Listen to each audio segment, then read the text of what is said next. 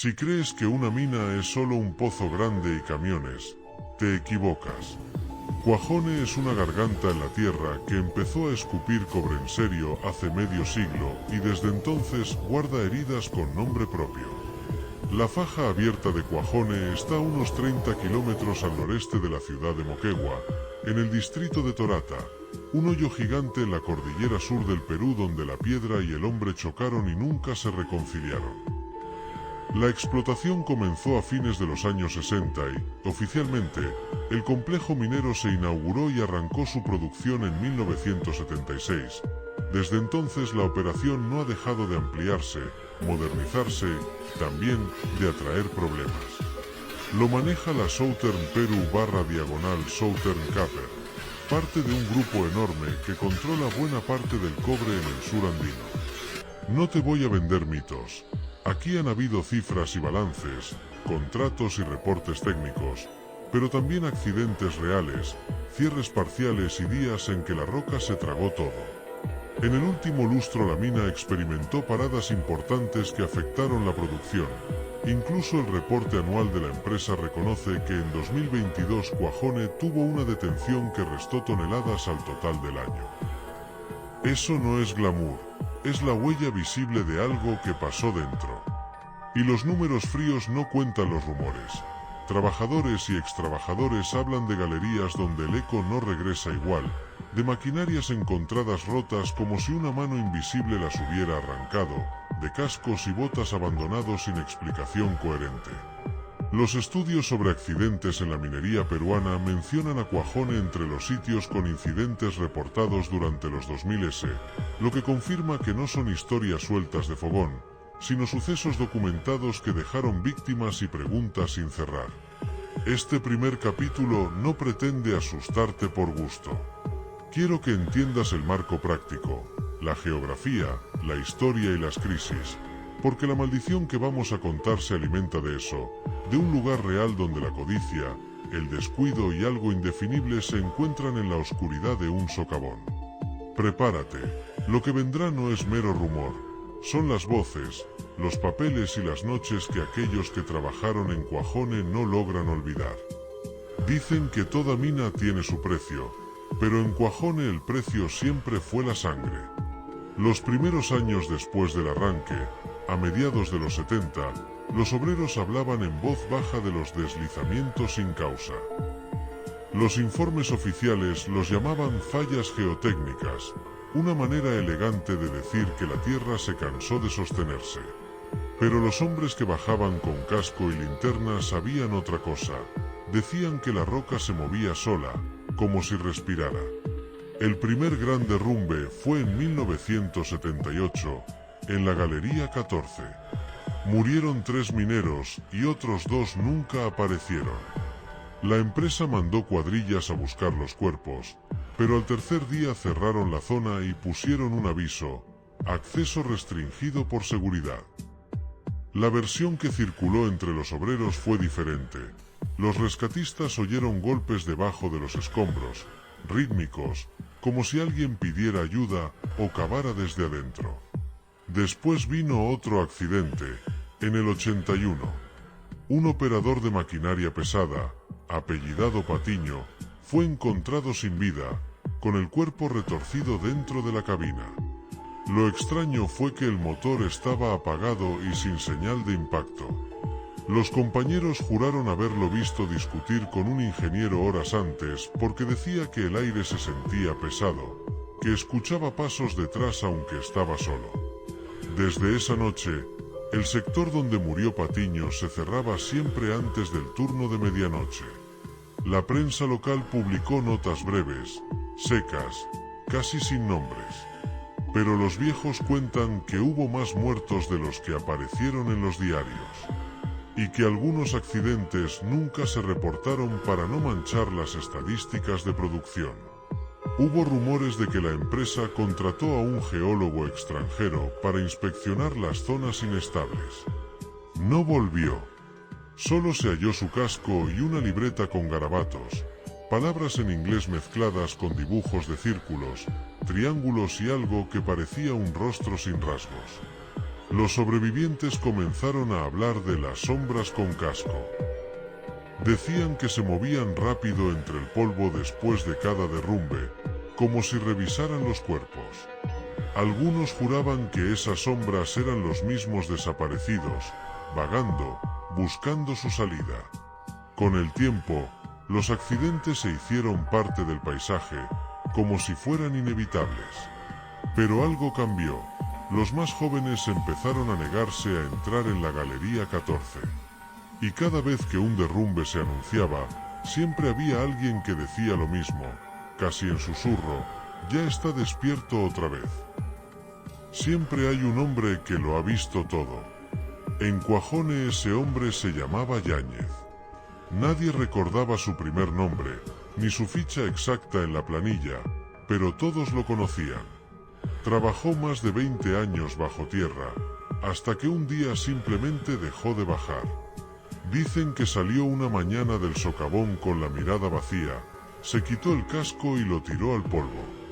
Desde entonces, se dedicó a beber en una tiendita frente al camino de ingreso, donde los camiones rugen como bestias metálicas.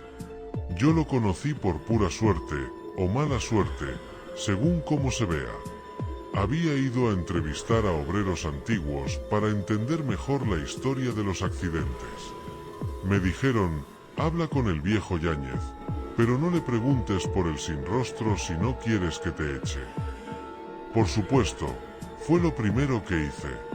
Al principio se rió, una risa seca, sin dientes.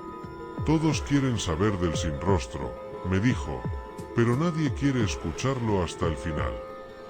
Le pregunté si era un fantasma. Me miró fijo y contestó: no es fantasma. Es la mina misma, encarnada. Cuando te ve, te reconoce. Y después, te lleva. Entre trago y trago, contó cosas que no estaban en ningún informe. Que la primera vez que lo vio fue en 1985, cuando un grupo trabajaba en el nivel 9. Una falla en la ventilación dejó sin aire a varios. Mientras corría hacia la salida, Yáñez vio algo parado en el túnel, una figura humana, con casco, sin rostro, sin sombra. Era como un hueco en la oscuridad, pero más oscuro que todo lo demás, dijo. Intentó acercarse, pensando que era un compañero herido. La figura levantó la cabeza, y entonces Yáñez escuchó un silbido, suave, como viento dentro de una botella. Sentí que me miraba aunque no tenía ojos. Desde esa vez, cada vez que hay accidente, lo escucho antes. El mismo silbido. Y luego, el silencio. Esa noche, cuando el sol cayó detrás de los cerros, Yáñez encendió un cigarro y me dijo la frase que nunca pude olvidar: la mina no quiere ser tocada. Nosotros la abrimos, la sangramos, la vendimos al mejor postor. Pero ella sigue viva, y recuerda cada nombre que bajó sin volver. Después de eso, no volvió a hablar más. Y yo entendí que lo que muchos llamaban maldición, para Yáñez era algo peor: justicia mineral, fría, profunda, esperando el siguiente turno de noche. Cuando la empresa anunció que reabriría la galería clausurada, nadie aplaudió.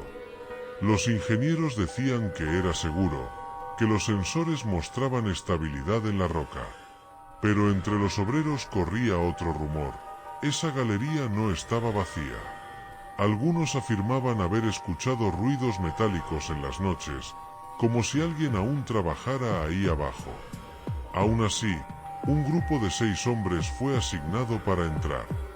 Los mandaron con órdenes estrictas: revisar el equipo abandonado, recuperar lo que se pudiera y cerrar la zona de nuevo. Nadie quería ser el primero en bajar. El capataz, un tipo joven que venía de Arequipa, se rió y dijo: no jodan, son cuentos de borrachos. Pero en su voz había una grieta que lo delataba. La bajada fue lenta. El aire se volvía más pesado a medida que descendían, una mezcla de humedad, óxido y algo que no sabían nombrar.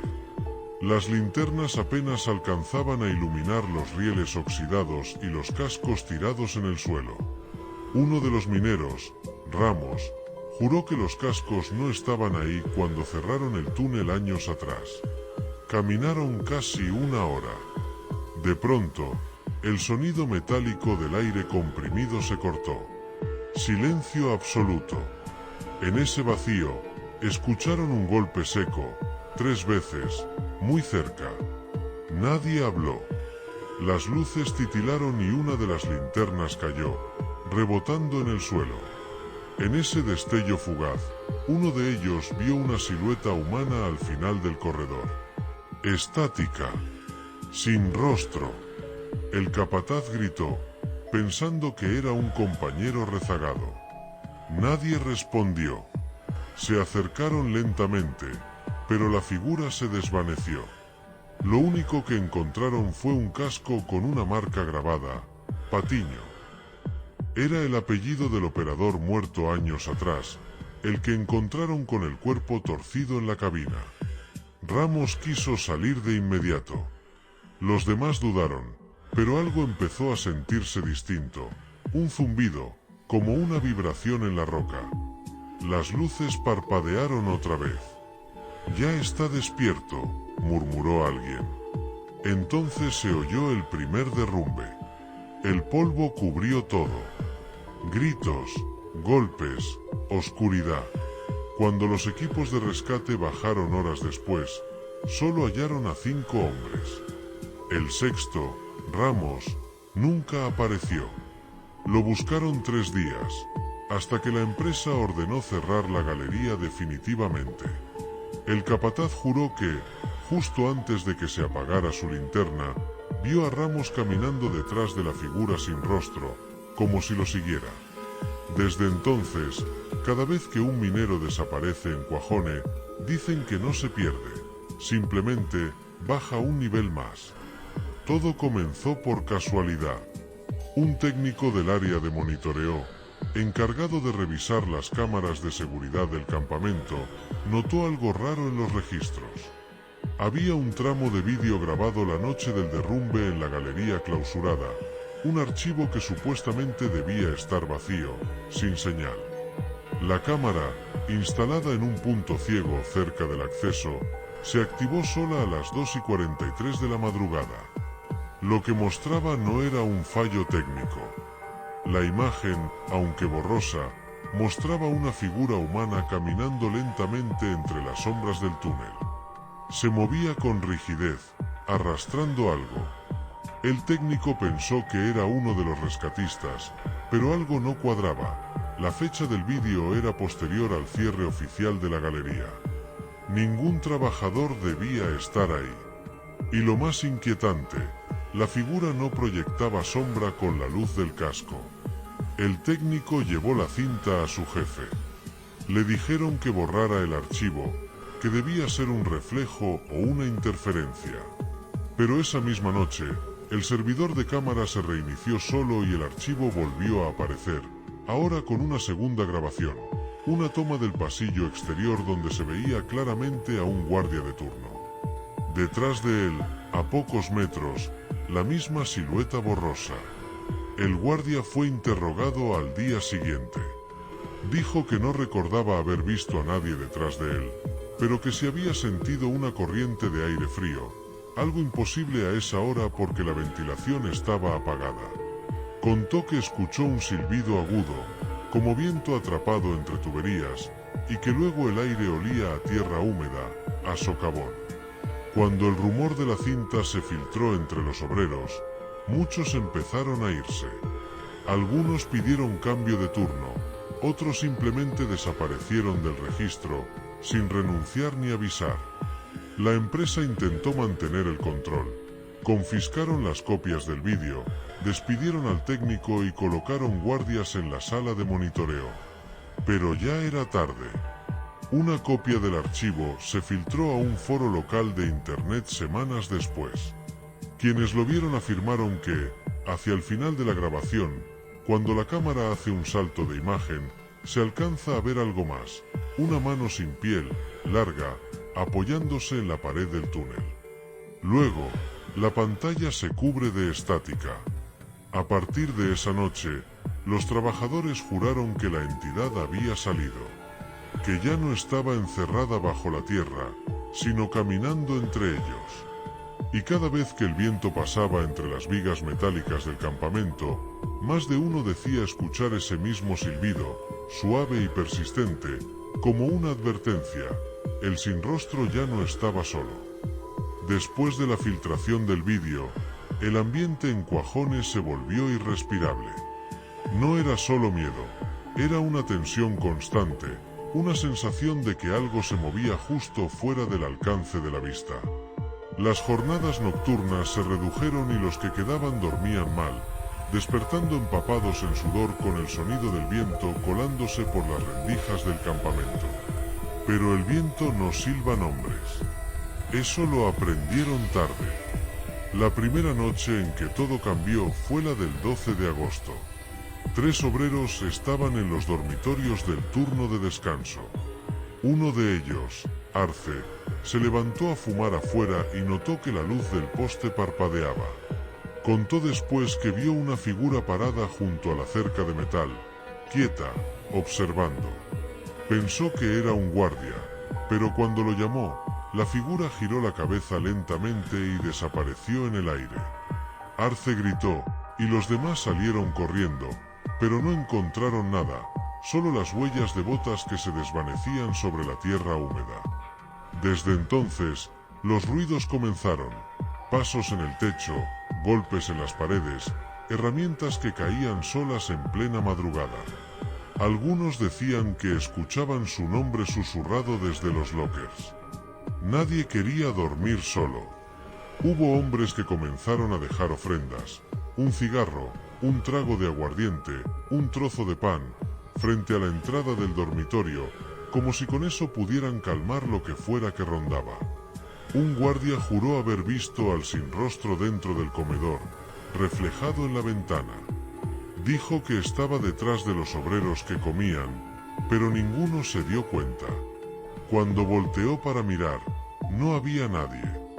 Desde entonces, las ventanas amanecían empañadas, con marcas de manos, como si alguien las hubiera tocado desde afuera. La madrugada del 20 de agosto fue la peor. Los gritos despertaron a medio campamento. Encontraron a un trabajador tirado en el pasillo, con el rostro cubierto de heridas superficiales, como arañazos profundos pero sin sangre. Estaba vivo, aunque apenas podía hablar. Solo repetía lo mismo una y otra vez: me llamó por mi nombre. Esa misma noche, la empresa ordenó evacuar a la mitad del personal y cerrar temporalmente los dormitorios del sector C.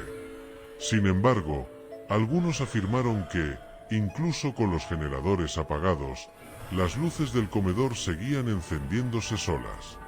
Como si alguien siguiera ahí adentro, esperando el cambio de turno. Desde ese día, nadie volvió a pronunciar el nombre del sin rostro en voz alta. No porque no creyeran, sino porque, en Cuajone, nombrar algo es invitarlo a volver. Y hay cosas que nunca deberían ser llamadas.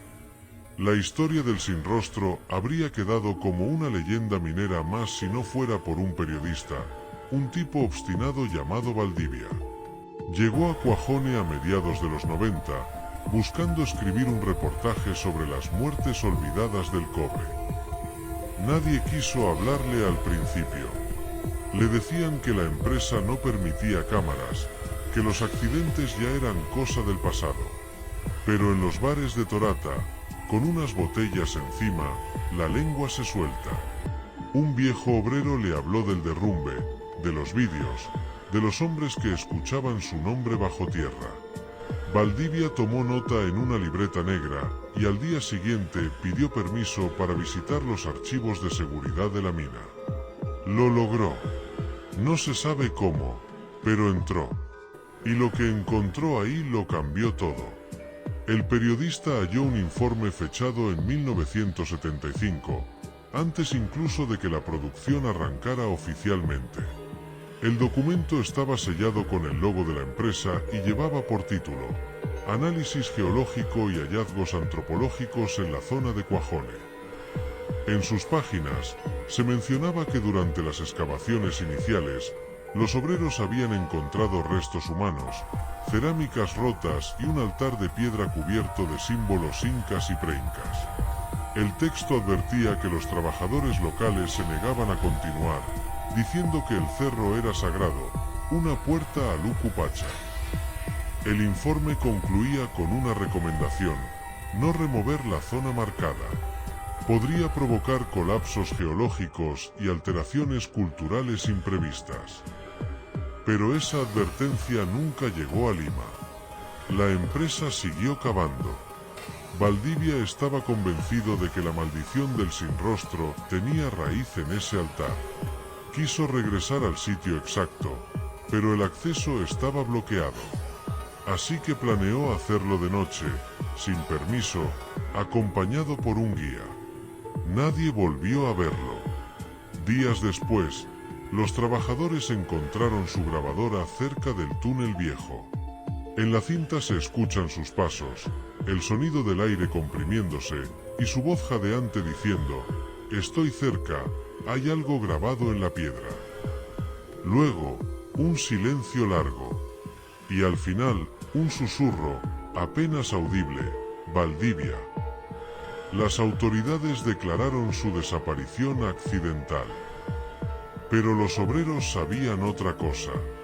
A partir de esa noche, los silbidos se transformaron en voces. Ya no eran sonidos sin forma. Ahora los mineros escuchaban palabras, nombres, llamados que venían desde el fondo de la tierra. Y aunque nadie lo admitía en público, todos sabían que el periodista había encontrado el altar. Y que, al hacerlo, despertó algo que llevaba siglos dormido. Habían pasado casi 10 años desde la desaparición de Valdivia, cuando la empresa decidió reabrir la zona antigua. Lo justificaron como una revisión técnica necesaria para ampliar la extracción.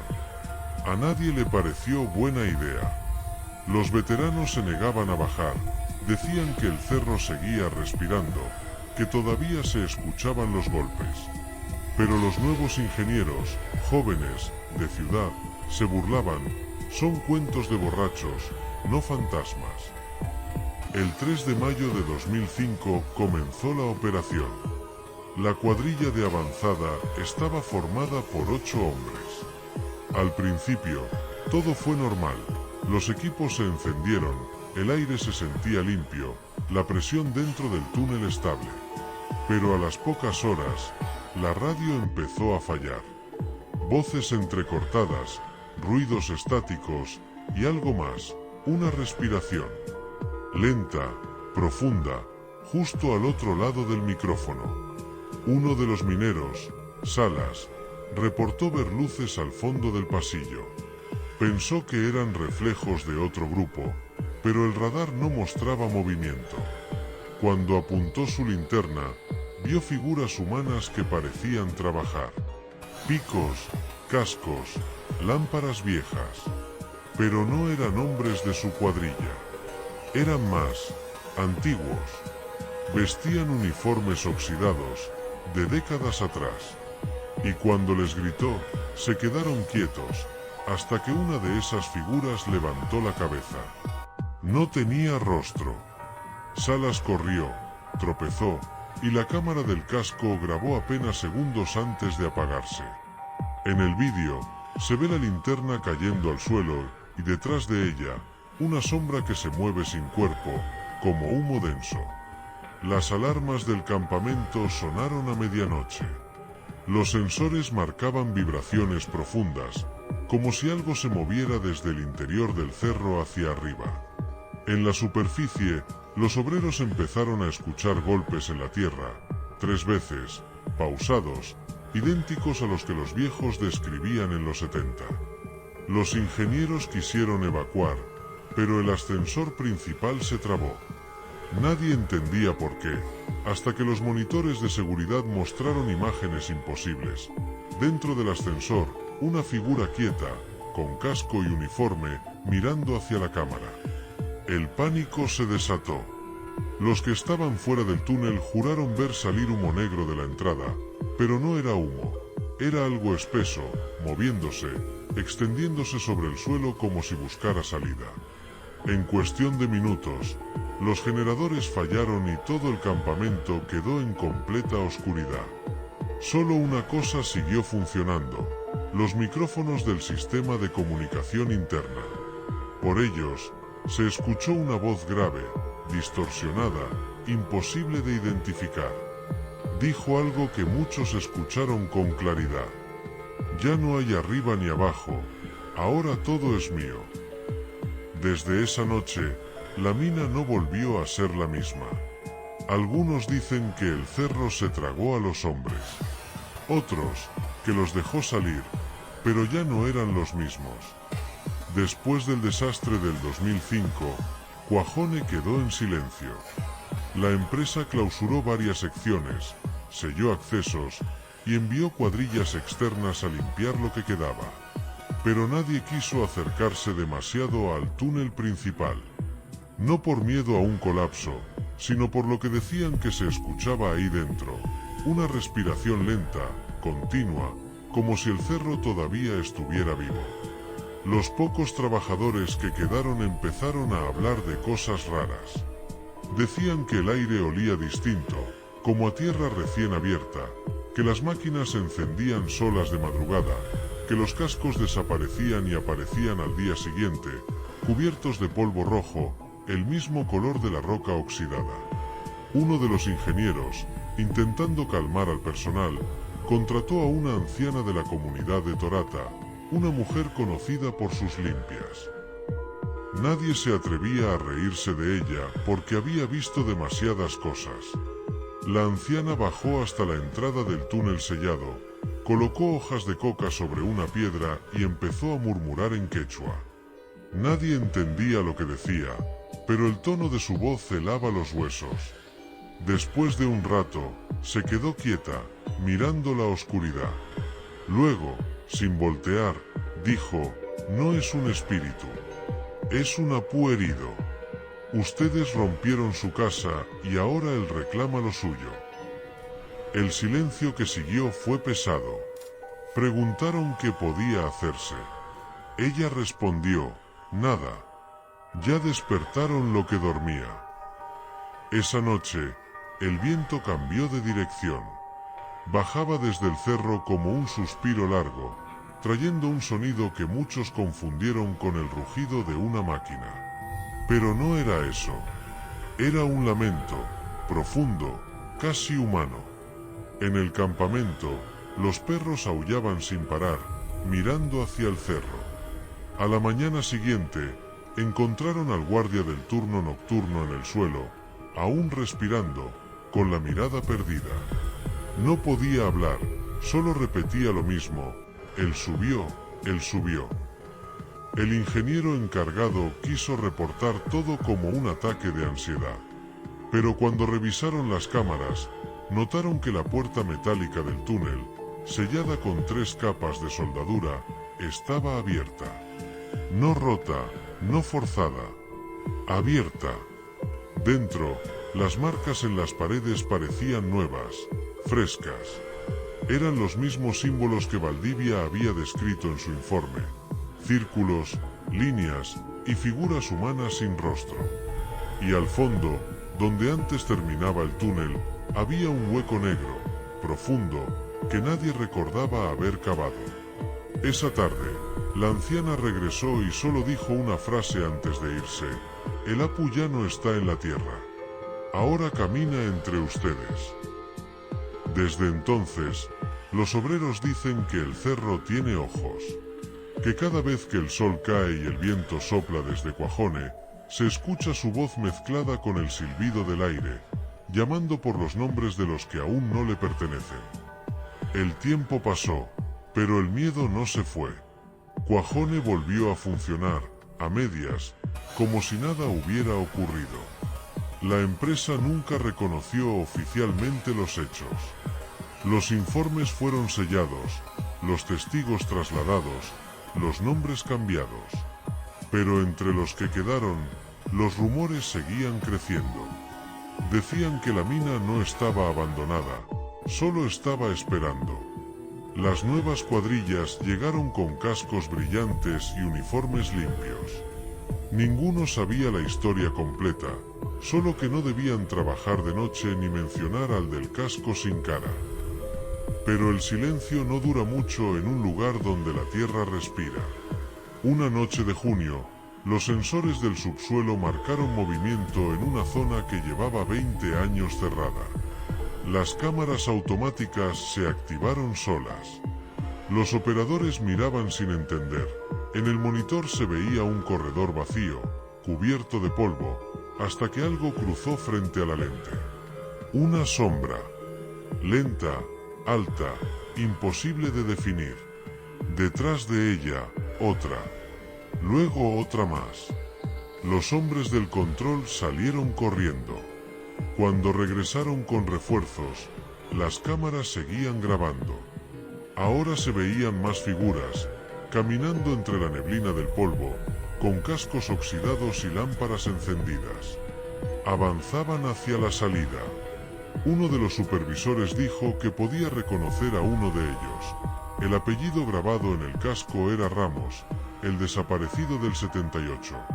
El sistema de energía colapsó a las 2:16 de la madrugada. Todo el campamento quedó sin luz, excepto una sola torre, la que daba justo frente al túnel principal.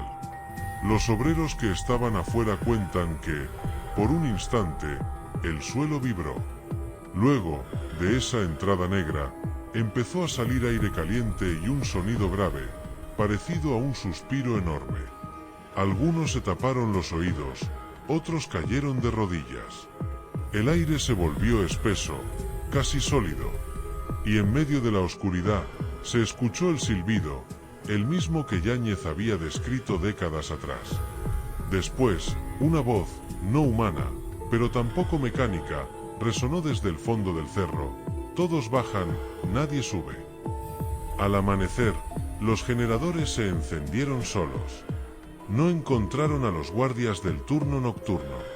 Sus cascos estaban apilados frente a la entrada, alineados con una precisión imposible, todos mirando hacia el interior del túnel. La mina volvió a cerrarse, esta vez para siempre. O eso dijeron. Pero los pobladores de Torata aseguran que, en las noches sin luna, todavía se ven luces moviéndose dentro del cerro, como lámparas mineras flotando entre el polvo. Y si te acercas demasiado, dicen que puedes escuchar golpes. 3, siempre 3, como si alguien aún trabajara allá abajo.